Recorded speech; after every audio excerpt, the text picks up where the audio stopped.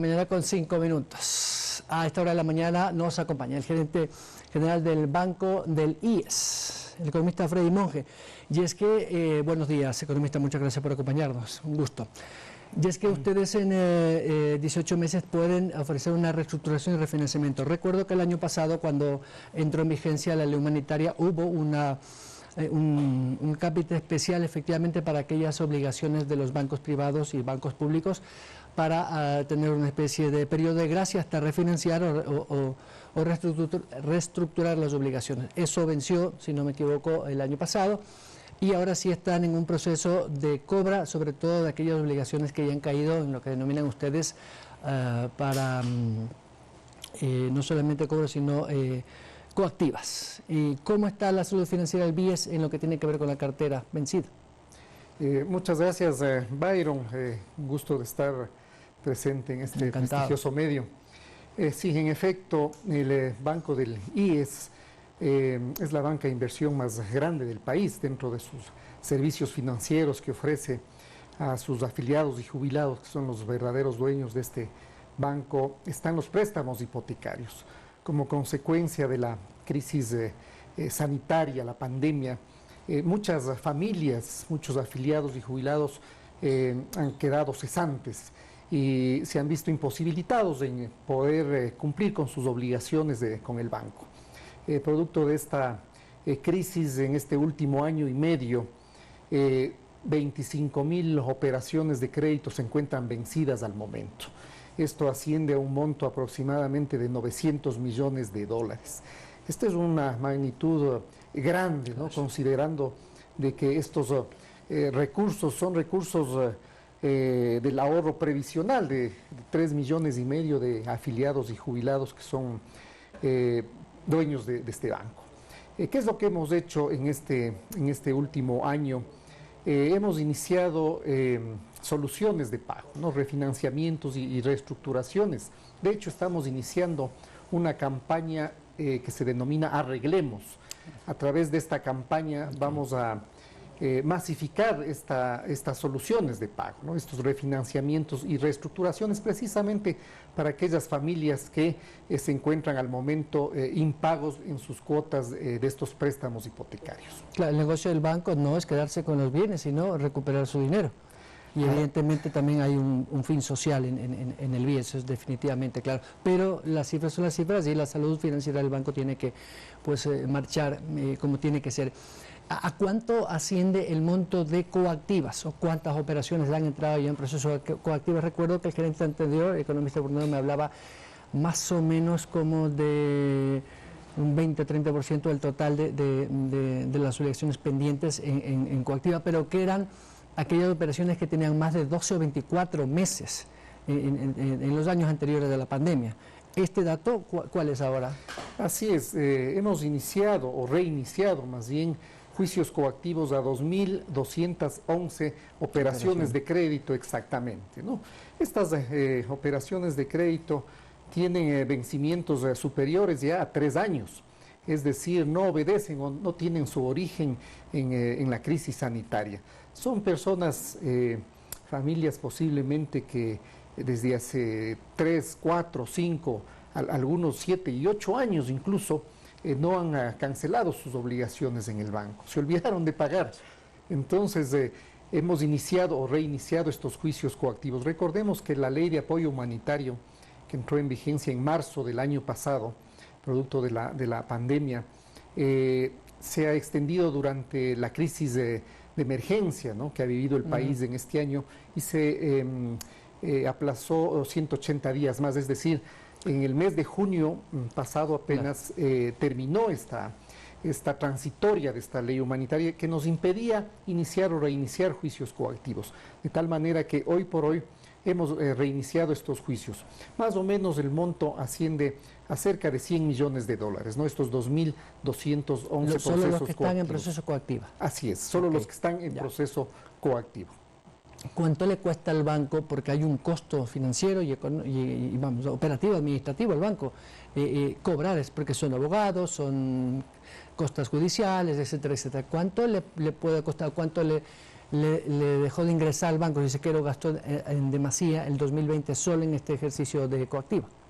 Bueno, estas operaciones que se encuentran vencidas, sin duda representan un costo financiero para el banco, ¿no? El hecho de dejar de cobrar estas obligaciones implican provisiones para la institución. Estas operaciones por ley, incluso y por normativa, han sido ya castigadas, es decir, se han reflejado en los balances del banco como pérdida. Hemos contratado 70 abogados externos, ¿no? Hemos seleccionado 70 abogados externos para que inicien estos procesos. Sin embargo, la intención del banco, como usted decía, Byron, no es hacerse de bienes, no es un negocio, no es negocio para el banco embargar y rematar estos bienes. Es un costo enorme. Lo que queremos nosotros es llegar a acuerdos, llegar a convenios de pago precisamente. Y obviamente para las familias que están hoy por hoy en deuda con la institución, tenemos también soluciones de pago, es decir, aquellas obligaciones que están vencidas de hasta 180 días pueden acceder a un refinanciamiento, y aquellas que tienen más de 180 días a una reestructuración de esa ¿Cuáles son los requisitos que deben cumplir aquellos clientes que están en cualquiera de estas dos figuras, sea que buscan la reestructuración o el refinanciamiento? ¿Y cuál es la diferencia entre las dos a propósito? Sí, la diferencia entre un refinanciamiento y una reestructuración es el deterioro, el plazo vencido de estas obligaciones, ¿no? Hasta 180 días de vencido aplica un refinanciamiento, más de 180 días aplica una reestructuración. ¿En qué consisten estas dos soluciones de pago? En ampliar los plazos, ¿no? Es decir, podríamos nosotros ampliar los plazos a 20 a 25 años, dependiendo de la capacidad de pago del deudor, del cliente en este caso. Y la tasa, porque me acuerdo que tenían dos modalidades de cálculo, si no me equivoco, y usted me corrigió, la metodología francesa puede ser y la alemana. Entiendo que esas son las que dice el sistema financiero regulado, que son con las cuales se calcula la tasa de cobro de interés, ¿verdad? Son dos modalidades, ¿no?, que se aplican, ¿sí? La tasa, más bien la tabla francesa o la tabla alemana. La tabla francesa es aquella que tiene dividendos fijos, ¿sí? La tabla alemana, aquella que tiene dividendos decrecientes, ¿no? Cualquiera de las dos alternativas el cliente puede escoger. La tasa de interés, vamos a respetar la tasa de interés original del crédito, ¿no? En ese sentido, las tasas de interés del banco son tasas preferenciales, como usted sabe. Por supuesto. Comparadas social, con las del mercado financiero, pues son las mejores tasas en cuanto a préstamos hipotecarios se refiere, ¿no? Actualmente la tasa para un crédito hipotecario, ¿en cuánto está? Actualmente las tasas de interés para vivienda de interés social y viviendas de interés prioritario, es decir, hasta $90,000, las tasas de interés están en 5.99%. De ahí en adelante, ¿no?, viviendas superiores a $90,000 hasta $460,000, que es el techo, las tasas varían en función del monto precisamente y del plazo. Los plazos nos extendemos hasta 25 años. Hasta 300 cuotas que llaman, ¿no? 300 cuotas, sí. Las tasas pueden estar en el orden del 8.6, 8.7% ya para montos superiores a $90,000.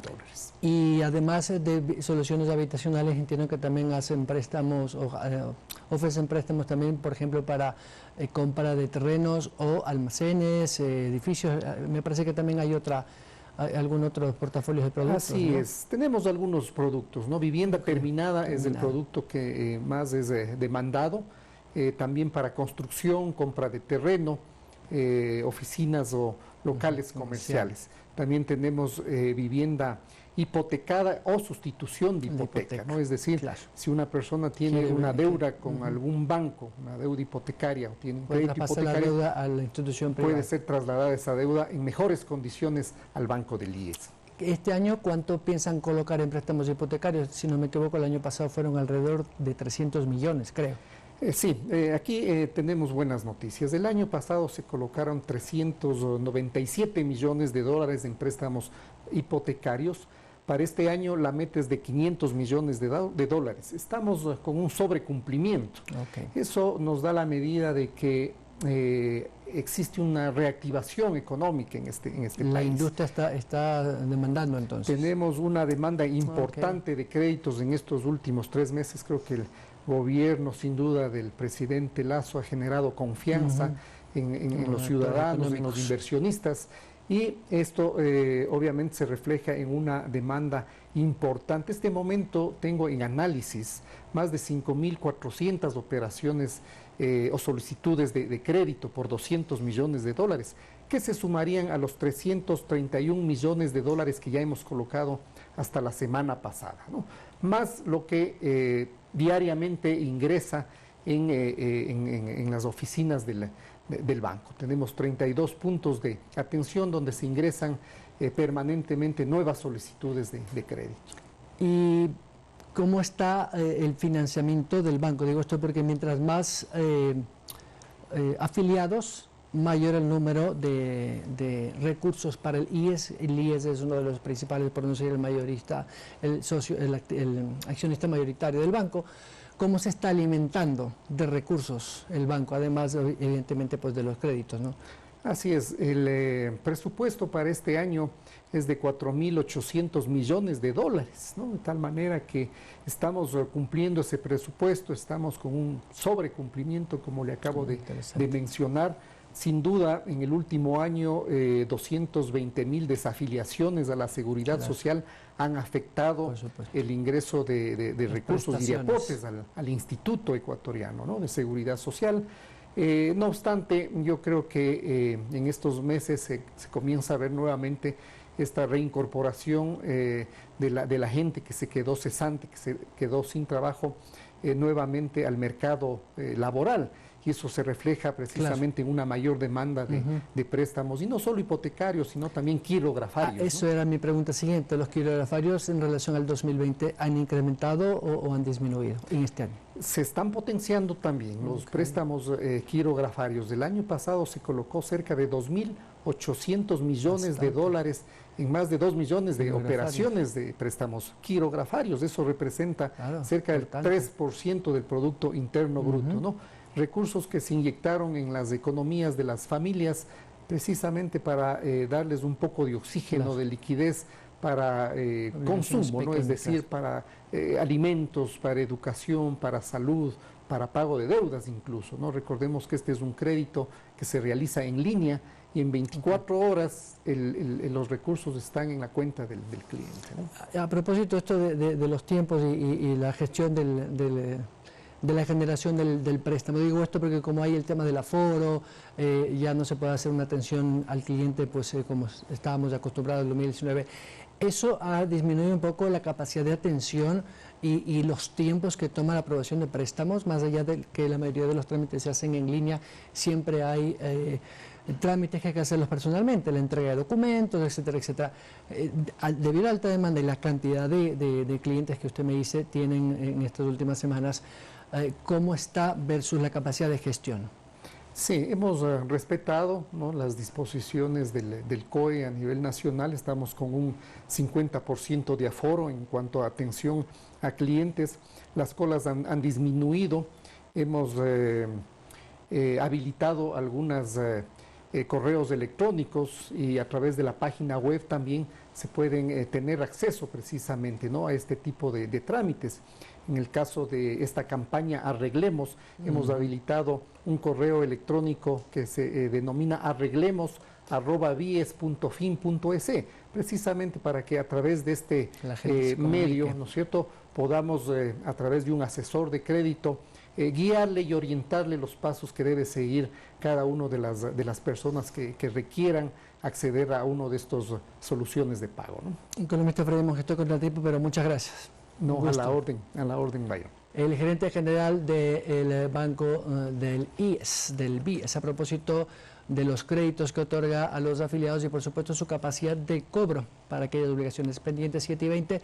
Vamos a la pausa para regresar. Estará con nosotros la ministra de Cultura a propósito del proyecto lanzado la semana pasada denominado El Teatro en el Barrio. Volvemos.